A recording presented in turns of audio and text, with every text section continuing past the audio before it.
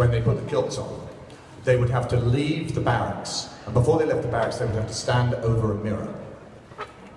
And the regimental sergeant major would stand next to the mirror, and he would make sure that they weren't wearing anything under the kilt before they were allowed out. So, yes. They take it very seriously in Scotland. But the old joke is the, what's worn under the kilt? Nothing, it's all in good working order. That's right. Hi. Hello. So do you have any particular ideas about Dwalin's backstory or history that you haven't shared that maybe you'd like to? Or just any particular ones that you favorite? His backstory? Yeah. Well, I guess something that Richard and I spent a lot of time talking about was that they would have been very close friends from childhood. They would have known each other since they were children and played together, fought together, travelled together, and he would have also been very close to Philly and Killian. In forming the relationships before we started filming, we all spent time thinking about how well we knew each other.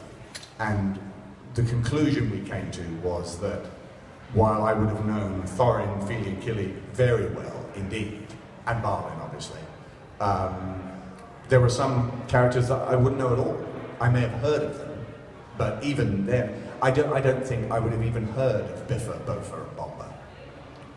And so, what's interesting about how Tolkien puts this group together is that the call went out to the dwarves. That's a lot of people, and only this lot turn up, and you have to go with what you've got. And I don't think that some of those dwarves would have been Dwalin's first choice to accompany him on a journey. But at the same time, I always felt that he had a particular soft spot for Ori, because I think he had massive respect for his determination and his bravery, really. I mean, he's the smallest, youngest dwarf with us, and he's prepared to fight, and even with a catapult. And I think Dwalin would respect that. I don't think he's somebody that gives his respect or affection easily. Or his trust. And I think it takes a long time before he gets to the point where he trusts Bilbo. He's probably the last character in the story to trust Bilbo. But when he does, he does. So, yeah, hopefully that answers your question. Thank you. Mr. Baggins. Hi. I just wanted to ask what your favorite scene filming was. Favorite scene? Well, it's, I think it's the same for all of us. It was the barrels. Yeah. The barrel sequence was an amazing experience.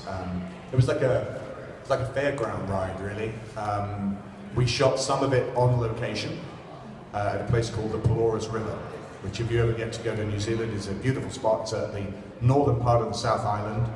And we arrived, and we knew what was happening. We knew that there were the barrels and the dwarves were in them and all the rest of it. But we have stunt doubles. These guys are paid every day to be there to do stunts for us. Put it this way, they weren't used a lot. They weren't used a lot. And we arrived on this particular day, and Pete brought us up to this little cliff point, little promontory. And he said, can we show the boys, show them what's going to happen? And round the bend came a barrel with a stuntman in it, wearing a wetsuit and a crash helmet. Okay? And he's paddling like this, and he's pulling himself towards the shore, and as he gets close to the shore, he flips around like a scuba diver and just goes backwards out of the barrel, crawls up onto the beach, done. And we're all looking, going, not very impressive. Can't wait to see that. That'd be great. And he said, right, so should we shoot it? And with that, we are just led like lambs to the slaughter down to this place where they've been waiting for us with all the barrels. The barrels are roped in, and we're just put inside them. I mean, in Stephen Hunter's case, forced inside like a cork. I mean, it really was. On some of the behind the scenes, there's this moment where you can see him. There are people pushing him to get him into the barrel. Then we're all corralled in there. They release the rope, and we just have to go. And, we were really trying to get to where we wanted to go. So there was no acting or faking or anything. We're paddling for our lives, basically. I mean, I can tell you, William and John, famously of the pumpkin and the face, they breached the safety rope and ended up floating down towards the ocean. And they had to be chased by a support boat to rescue them. Yeah, there you go. Yeah, it all looks fun now. Oh, yeah. And Richard Armitage, which you don't see in the behind the scenes, but at one point, the beach that we had to land on, well, it wasn't really a beach, it was just a raised sandbar. And you would get yourself onto that, but if you miscalculated it, the barrel would go over the sandbar and into a very deep area of water that had an eddy in it. And Richard did that. He breached the bar and came out of his barrel and was quite literally drowning. I mean, he was drowning. And when you're wearing all that equipment, you can't swim in it.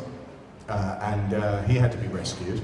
So, I mean, there was this, you know, really, I mean, I laugh about it now, it wasn't funny at the time, but you look down and you see, you know, the king under the mountain swimming and drowning furiously, because Richard actually has a slight fear of water. He had a very bad experience when he did Captain America, where he also nearly drowned. So he wasn't looking forward to this, and it only confirmed all his fears. So we did that. That was great fun, actually. And then they built an internal river in a studio in an abandoned car factory. Peter owns an abandoned car factory because, of course, as you do, and we went there. He has a storage. Part of the car factory is just storage for all the props that he's collected over the years. So there are the elven boats from Lord of the Rings. There are full-size dinosaurs. Yes.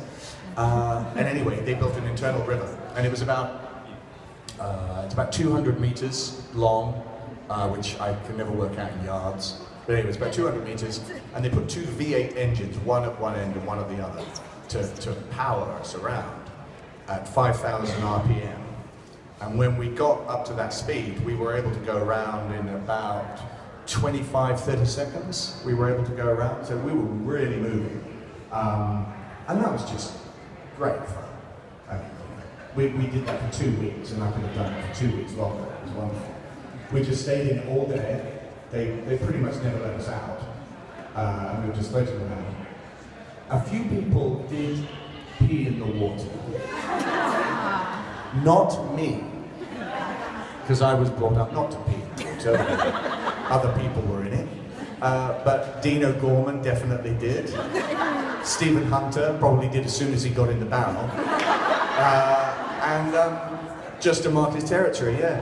And it was, but it was an amazing experience. And then they did some green screen. They actually attached GoPros to the front of some of the barrels. So some of the sequence that you'll see of them going over waterfalls, that's GoPros on the front of the barrels. So it was, yeah, that was by far the most enjoyable. There they are. Look at that. Wow. Do you have any other questions? Okay, there's one gentleman waiting by the mic. Let's just hear and then I'll bring a mic to you. Brilliant work, by the way. Thank you very much. Thank you. Big fan of like fight scenes and things like that, where you have such chaotic scenes going on, but it's a lot of control. I've done a lot of choreography, things like that. And I'm always amazed how well you can take such chaos and put it into control. How much was it pre-choreographed or choreographed while you're filming those scenes? You know, I'm sure like you were told, okay, swing it this way, but now you're on stage. And, Yes, very good question. You're the first person to have ever asked that question, and it is a good one, because the filming of The Hobbit was planned, and then it wasn't planned. So, yes, we would spend days doing fight choreography, you know, working out different moves and different sequences, and then you would get to the set, and you would show Peter, and he'd already seen this, and he'd go, no, now why do we do this? And why don't you hit him there, and he'll try and hit you, and then you do that, and then you jump on him, and then why don't we try that? So we would have then 5 minutes to rehearse it and do it. And so you became very adept at having a catalogue of moves that you could use. So we spent a lot of time learning routines that we could replicate in different sequences, and the stuntmen the same, so that we weren't caught on the hop, because we couldn't say, hey, just give us an hour, we'll be back. He just wanted it there and then, and so a lot of those fight scenes that you see are very last minute. But it's a testimony to, particularly the stunt guys involved who are fighting us, that nobody was injured as far as I know. I mean, a couple of little bangs. Actually, Orlando did break one of the stunt guys' noses. Yes, so actually, yes, somebody was injured. Yeah, Orlando has a habit of doing that, so. But yeah, so there you go. Thank you. So I think we've got like 2 minutes, so... Yep. Sure.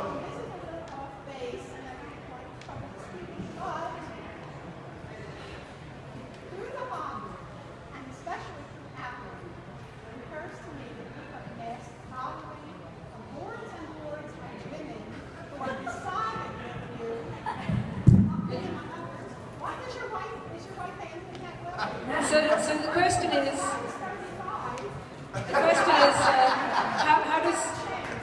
how does Mrs. McTavish feel about the hordes of female fans?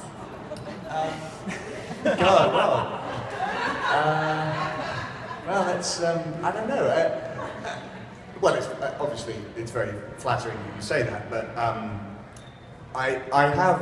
I'm lucky in that my wife knows me very well. And I think she finds it quite hilarious to some extent. You know, she said, well, have they ever spent any time with you? Like, have they ever seen you eat? So, you know, she sees the full picture, you know, warts and all. And also, you know, I have to say that I've been working as an actor for, gosh, 31 years. And I spent a great deal of time doing shows, you know, out of the back of vans, in the middle of nowhere, you know, doing performances in front of school kids where you'd be pelted with hard candy. People would, I mean, I had to wear a jock strap. You know what a jock strap is? Yeah. I had to wear a jock strap once when I was doing a show because the kids would punch you in the groin. So I've experienced all sorts of levels in this business. And so while I'm very appreciative of what's happening now, I see it in a perspective, which is that, you know, there was a time that people were throwing candy at my head and punching me in the groin. So, and that was just on the set of The Hobbit. And that was just on the set of The Hobbit, yeah. Well, yeah, there was a bit of that going on The Hobbit. People would throw things at you on The Hobbit. Martin Freeman, particularly, would just throw peanuts at your head.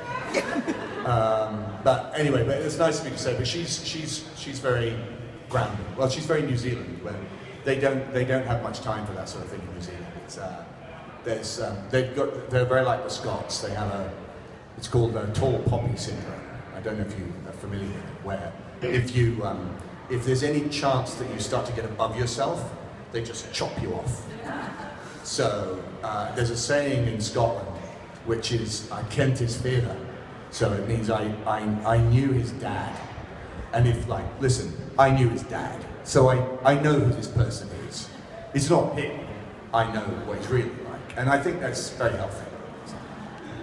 Thanks, Graham.